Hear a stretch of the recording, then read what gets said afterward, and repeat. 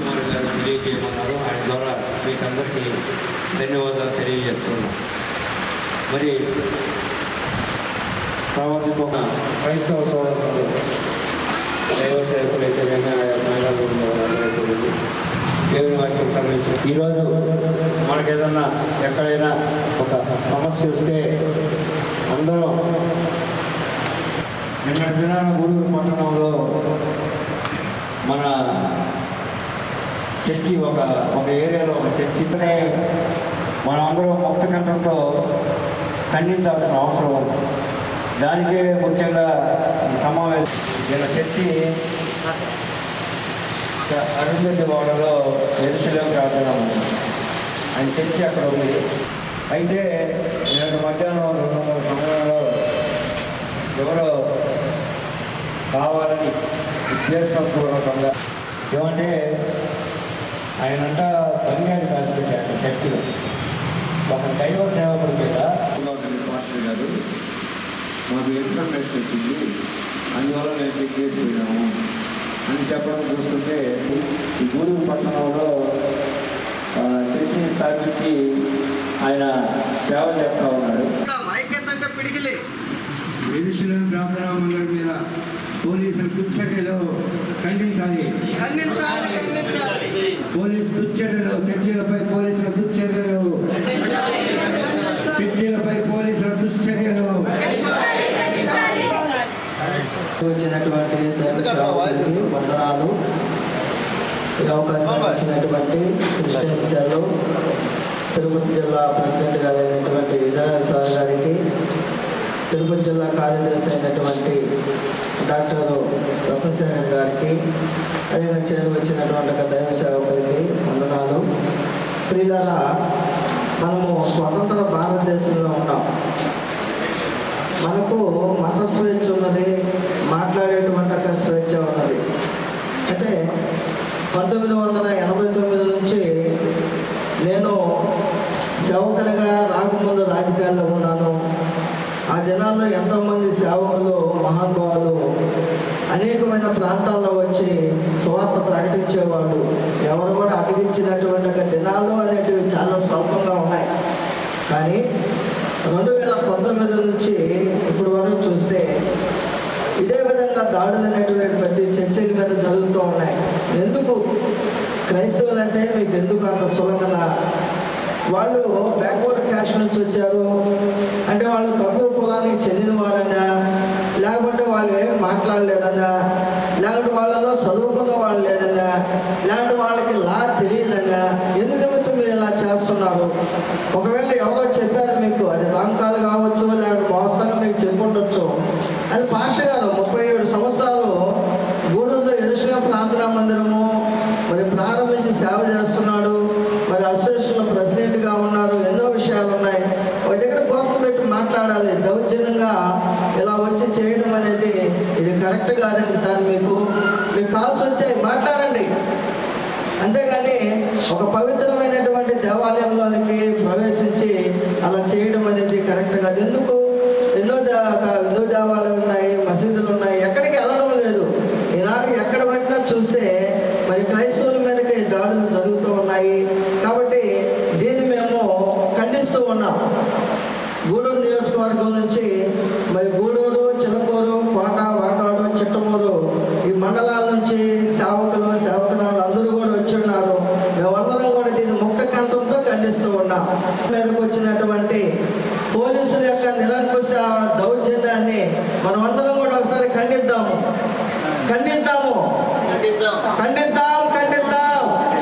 పోలీసుల యొక్క నిరంకుశ వైఖరిని ఖండిద్దాం. పోలీసుల యొక్క నిరంకుశ వయసుని ఖండిద్దాం. పోలీసుల యొక్క నిరంకుశ వైఖరిని ఖండిద్దాం. సులభంగా కనిపిస్తున్నామా? రాండి, ముసుగులోంచి బయటికి రండి. బైబిల్ కానీ పక్కన పెడితే మీరు ఎవరు సాలదు. గూడూరు నియోజకవర్గము ప్రశాంతంగా ఉంది.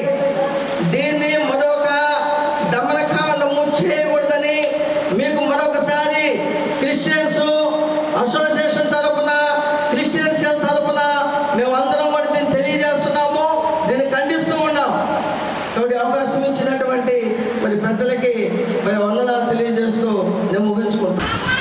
6:30 గంటల నుండి మధ్యాహ్నము మరి నాకు ఫోన్ చేసి మరి సిఏ గారు, ఎస్ఏ గారు, బ్రహ్మారాన్ని చెప్పని 6 మంది కానిస్టేబుల్ మరి పిలిపించారు. చేసి దగ్గర పిలిపించి తాళాలు తీయండి, మేము వెరిఫికేషన్ చేయాలంటే సార్ మీ దగ్గర ఏమైనా ఉందా, కాగితం ఏమైనా ఉందంటే లేదు చేయాలి అని చెప్పని వాళ్ళు ఎదిరించి తర్వాత తాళాలు తీసిన తర్వాత చర్చి లోపల కూడా వెళ్ళి బైబిల్ ట్రాక్స్ పుస్తకాలు, బైబిల్ కొన్ని ఉంటే పెద్దవి అవన్నీ కట్ చేసి చూసి ఏం లేదు పాస్టర్ ఏమనుకోవద్దు అని చెప్పని వాళ్ళు వెళ్ళిపోయారు. ఇది ఒక దళిత క్రైస్తవుడి మీద ఇలాగ జరగడం అనేది చాలా అన్యాయం. ఎందుకంటే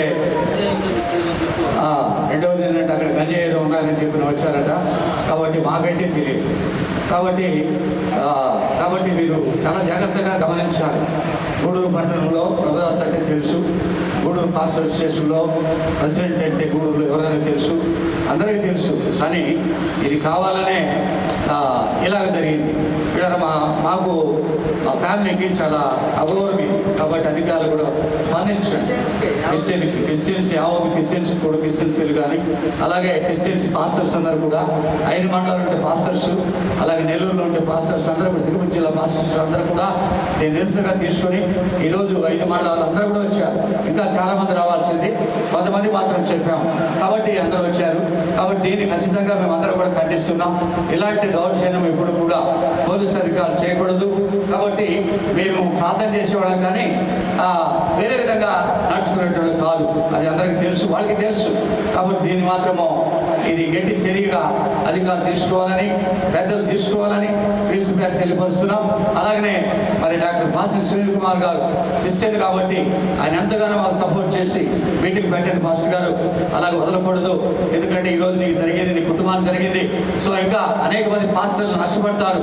కాబట్టి వారికి కూడా అందరికి తెలియపరిచి ఇక్కడ తీసుకున్న సమావేశం పెట్టండి అని ఎంతో సంతోషకరంగా, ఆనందకరంగా మాకు ఒక భరోసా ఇచ్చి డాక్టర్ సునీల్ గారు ఎంతో ప్రేమ కలిగిన, మంచి ఆత్మీయత కలిగిన మాకు బ్రదరు. కాబట్టి ఆయన భరోసా ఇచ్చి ఈ రీతిగా మీటింగ్ పెట్టుకోవడానికి మాకు అవకాశం ఇచ్చాడు.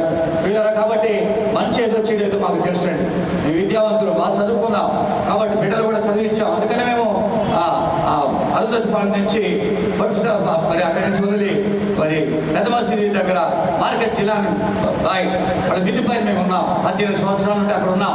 కాబట్టి ఆదివారం ఉదయం సాయంత్రము, శుక్రవారం సాయంత్రము, 17వ తేదీ ఆల్-నైట్ ప్రేయర్ ఉంటుంది. నేను ఆల్-నైట్ ప్రేయర్. కాబట్టి దేవుడు అలా జరిగింది. కానీ దీన్ని చాలా బాధాకరంగా ఉంది. ఒక క్రైస్తవుడి మీద, ఒక దళిత క్రైస్తవుడి మీద, ఒక మంచి ఆత్మీయత కలిగిన దేవుని సేవకుడి మీద 37 సంవత్సరాల నుంచి అక్కడ పరిచయం చేస్తున్నాం. ఆడ ఉండేటువంటి ప్రజలు కూడా సార్ దాన్ని తీయకూడదు, అది పరిశుద్ధమైనది, అది పరిశుద్ధమైన బైబిల్ ఉండేటువంటి స్థలము, దేవుడు ఉండే స్థలము.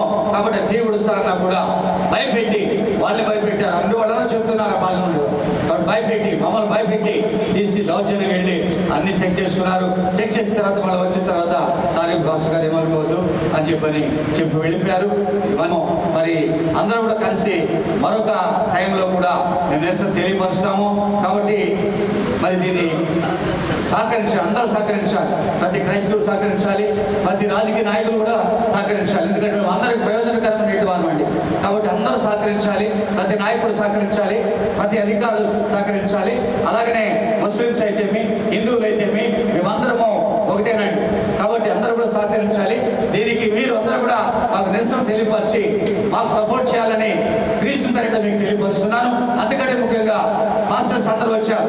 దూర ప్రాంతంలో 5 మండలాలు కలిగిన వారు వచ్చినారు. సేవకులు, పాస్టర్లు ఫోన్ చేస్తానే వెంటనే వచ్చారు. వారికి మా హృదయపూర్వకంగా ధన్యవాదాలు. వాడు వెంటనే మాకు స్పందించి ఈ కార్యక్రమాన్ని చూసుకున్నారు. అంతేకాదు డాక్టర్ సునీల్ కుమార్ గారు కూడా మాకు చేయబోతించి అన్ని విషయంలో చేయండి, మేము ఉంటాము, క్రైస్తవుడు కాబట్టి క్యాస్ట్ కాదు, అలాగే ఇది పార్టీ తరఫున కాదు పిల్లరా. కాబట్టి ఇది ఒక క్రైస్తవుడికి జరిగిన విషయం కాబట్టి క్రైస్తవులుగా ఉంటా నేను మీకు సపోర్ట్ చేస్తామని ఈరోజు సునీల్ కుమార్ గారు మాకు అండగా ఆదరగా ఉన్నాడు. ఎందుకంటే చిన్న వయసు నుంచి మాకు తెలుసు. కాబట్టి అందరికీ మేము మాదిరికరంగా ఉన్నామండి. ఏది ఈ యొక్క మాస్టర్ల ప్రత్యేక పత్రికా సమావేశానికి ఇచ్చేసినటువంటి దైవ సేవకులందరికీ, అలాగే మీడియా మిత్రులందరికీ హృదయపూర్వక ధన్యవాదాలు. మన రాష్ట్రంలో ఎన్నడూ లేని విధంగా గూడూరు నియోజకవర్గ చరిత్రలో అయితే మునుపెన్నడీ చూడని విధంగా ఎన్నికల సమయంలో ప్రతీకార చర్యలు, హింసాత్మక చర్యలు, పోలీసు దౌర్జన్యాలు, మితిమీర్పులు ఎన్నికలు 13వ తేదీ జరిగిపోయినాయి. అయినా కానీ ఎన్నికలు అయిపోయిన తర్వాత కూడా రాష్ట్రంలో కావచ్చు, గూడూరులో కావచ్చు, ఇంకా ఇలాంటి చర్యలు అడపాదడపా అన్ని దగ్గర జరుగుతూనే ఉన్నాయి. నిన్నటి దినాన మా యొక్క Gudur town and rural pastors association అధ్యక్షుడు, అలాగే గూడూరు అరుంధతీపాలెంలో 37 సంవత్సరాల నుంచి చర్చి స్థాపించి నిరుపేదల మధ్య దేవుని సేవ చేస్తున్నటువంటి ప్రభుదాస్ గారి మీద పోలీసులు అకారణంగా ఉన్నట్టుండి ఆ చర్చి మీద దాడి చేసి ఇక్కడ బంగాకు దాచిపెట్టారని చెప్పి మాకు సమాచారం వచ్చిందని చెప్పి ఆ కింద సండే స్కూల్ రూమ్ అంతా చిందరబందర బైబిళ్ళు అన్నీ చిందరబందర చేసి ఎంత ఎతకడము నిజంగా ఇది దుర్మార్గమైన చర్య. మేము క్రిస్టియన్ సెల్ తరఫున దీన్ని తీవ్రంగా ఖండిస్తున్నాం. మరి దీనికి నిరసన తెలియజేయడానికి గూడూరు నియోజకవర్గం నుంచి ఇచ్చేసిన పాస్టర్లందరికీ కూడా హృదయపూర్వక ధన్యవాదాలు తెలియజేస్తూ ఉన్నాం. పోలీస్ అధికారులు నిన్న ఒక సిఐ గారు, ఒక ఎస్ఐ గారు, 6 మంది కానిస్టేబుల్ ఏదో దొంగలను పట్టుకోవడానికి వచ్చినట్టు, స్మగ్లర్లను పట్టుకోవడానికి వచ్చినట్టు ఒక దైవ సేవకుడు యేసుక్రీస్తు యొక్క పరిచర్య చేస్తున్నటువంటి కుటుంబం ఈ గూడూరు పట్టణంలో ఆయన తెలియని వారు ఉండరు. ప్రతి అధికారికి తెలుసు, ప్రతి ఒక్కరికి తెలిసిన వ్యక్తి. మరి ఆయన్ని మసీదులో ఆయన నివాసం ఉంటే ఆయన చర్చి అరుంధతి వాళ్ళు మరి ఆయన్ని మిట్ట మధ్యాహ్నం ఫోన్ చేసి పిలిపించి బెదిరించి ఈ విధంగా చేయడం నిజంగా మిమ్మల్ని సిఐ గారు, ఎస్ఐ గారు అక్కడికి వచ్చిన పోలీసు వారికి చెప్తున్నాం. మరి దీన్ని కడుపులో పెట్టుకొని ఎవరో కావాలని కక్షపూరితంగా పంపించిన వారికి కూడా చెప్తున్నాం. మీరు దేవుని సేవకులతో పెట్టుకున్నారు, యేసుక్రీస్తు సేవ చేసే దేవుని సేవకులతో పెట్టుకున్నారు. మిమ్మల్ని ఈ లోకంలో కోర్టులు కానీ అధికారులు కానీ మిమ్మల్ని వదలొచ్చేమో కానీ యేసుక్రీస్తు వారు తన కోర్టులో మాత్రం మీకు తగిన శిక్ష విధిస్తాడు. తస్మాత్ జాగ్రత్త. ఇంకొకసారి దేవుని సేవకుల జోలికి వచ్చినా, చర్చీల జోలికి వచ్చినా, ఈ క్రైస్తవులే ఏదో మెత్తగా ఉన్నారులే, సాధు స్వభావులే, వీళ్ళేదో ఎస్సీ ఎస్టీ కులాల నుంచి వచ్చిన అణగారిన వర్గాలులే, వీళ్ళని ఏం చేసినా మాట్లాడేవారు లేరులే అనుకుంటున్నారేమో. క్రైస్తవులు బైబిల్ పక్కన పెడితే మీరెవరు చాలరు. కానీ మేము యేసుక్రీస్తును నమ్ముకొని యేసుక్రీస్తు మార్గంలో, శాంతియుత మార్గంలో మేము నడుస్తున్నాం కాబట్టి మేము ఇవన్నీ సహిస్తూ ముందుకు పోతున్నాం. దేవుని సేవకుడు ప్రార్థన చేస్తే, దేవుని సేవకుల మీద చర్యలు తీసుకుంటే మీరు మీ యొక్క జీవితాలు తారుమారైపోతాయి. ఇంకొకసారి ఇలాంటి చర్యలు కానీ పూనుకుంటే మిమ్మల్ని ఖచ్చితంగా ఆ యొక్క ప్రజాకోర్టులో నిలబెడతాం. మీ మీద తగిన చర్యలు ఉన్నతాధికారుల దృష్టికి తీసుకెళ్తాం. ఇప్పటికే ఈ చర్యని ఇంతటితో వదలం. మీరు కావాలని కానీ ఎవరో మాటలు విని ఇక్కడికి కానీ వచ్చి ఈ చర్యకు కానీ పాల్పడి ఉంటే ఖచ్చితంగా దీని మీద విచారణ జరిపించి మీ మీద తగిన చర్యలు తీసుకునేదానికి మేము వెనకాడమని చెప్పి తెలియజేస్తూ ఉన్నాం. దయచేసి ఈ యొక్క యెరూషలేం ప్రార్థనా మందిరం మీద దాడి చేసి వాళ్ళని అవమానపరిచారు. చుట్టుపక్కల 37 సంవత్సరాల నుంచి ఆయన దేవుని సేవ చేస్తున్నారు. ఆ చుట్టుపక్కల ఏరియా అంతా చూస్తుంటే పోలీసు వారు వచ్చి బంగాకి దాచిపెట్టారంట చర్చిలో అంటే, గూడూరు పట్టణంలో ఆయన మసతో నుంచి తలకాయ ఎత్తుకొని తిరగాల్సిన అవసరం లేదా? అంటే ఎవరో చెప్పంగానే ఆయన నిజంగానే ఆడ బంగాకి దాచిపెట్టి బంగాకి అమ్మాడ? అక్కడ ఉందా? వాళ్ళే కానీ వాళ్ళ కుటుంబ సభ్యులు కానీ ఏమైనా ఉందా అలాంటి చరిత్ర? అవన్నీ ఆలోచించేది లేదా? ఏకపక్షంగా మీరు దాడి చేసి మీరు బైబిళ్ళని చంద్రవందన చేసి బైబిల్ జోలికి పోయారు. మీరు చాలా జాగ్రత్తగా ఉండాలి. బైబిల్ జోలికి పోయారు. ఖచ్చితంగా ఆ దేవుడు మీకు శిక్ష వేసే రోజులు దగ్గరలోనే ఉన్నాయని చెప్పి హెచ్చరిస్తూ ఉన్నాం. మరొక్కసారి ఇలాంటి చర్యలు కానీ పునరావృతమైతే మేము దీనిని తీవ్రంగా పరిగణిస్తాం. ఈ విషయాన్ని ఆల్ ఇండియా క్రిస్టియన్ కౌన్సిల్ దృష్టికి కూడా మేము తీసుకెళ్తాం. ప్రతి ఒక్కరి దృష్టికి దీన్ని తీసుకెళ్తాం. దయచేసి ఒకసారి మీరు ఇలాంటి చర్యలకు పాల్పడేటప్పుడు పూర్తి ఇన్ఫర్మేషన్ తీసుకొని కొన్ని ఎవరో చెప్పారని చెప్పు, ఎవరో రికమెండ్ చేశారని చెప్పు మీరు ఇలాంటి చర్యలకు పాల్పడితే మాత్రం మేమైతే గాజులు దొరుకుని మాత్రం క్రైస్తవులు లేరని చెప్పి తెలియజేస్తూ ఉన్నాం. మా బైబిళ్లతోనే మీకు సమాధానం చెప్తాం, తస్మాత్ జాగ్రత్త అని చెప్పి తెలియజేస్తూ మరి ఈ సమావేశానికి వచ్చిన ప్రతి ఒక్క దైవ సేవకులకి వారి కుటుంబాలకి ప్రతి ఒక్కరికి హృదయపూర్వక ధన్యవాదాలు తెలియజేస్తూ మీరందరూ ఇక్కడికి వచ్చిన వారందరూ